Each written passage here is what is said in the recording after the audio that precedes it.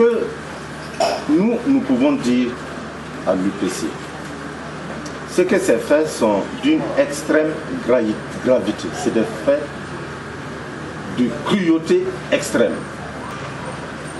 Ces faits mettent en évidence un certain nombre d'acteurs. Et ces acteurs sont toujours là, heureusement. Ont dirigé le Burkina pendant plus de 2 décennies. Je nomme Salif Diallo parce que son nom est ressorti avec insistance donc dans le journal événement de la semaine passée. Alors, ce qui nous surprend, c'est que le parti MPP ne dise aucun mot d'accusation aussi grave proféré contre le premier vice-président de ce parti. Je ne comprends pas. Et que l'intéressé lui-même ne dise aucun mot sur ça.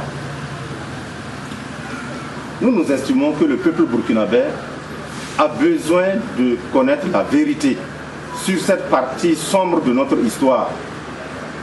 Ces assassinats, ces tortures, ces disparitions.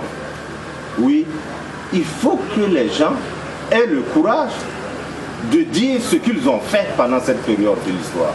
Ces acteurs sont là, il faut qu'ils se prononcent. Et le silence constaté au niveau du MPP pour ce qui concerne la mise en cause d'un de ses dirigeants nous surprend et nous constate. Autre chose, nous estimons que les autorités judiciaires et même politiques du Burkina doivent se saisir de cette affaire. Ces faits ont été dénoncés. Il convient que le ministère public se saisisse de cette affaire, essaie de mener des enquêtes pour comprendre ce qui s'est passé. On n'a pas besoin des plaintes des plaignants, non, des victimes de cette affaire, on n'en a pas besoin. C'est des faits, c'est des infractions graves qui sont portées à la place publique.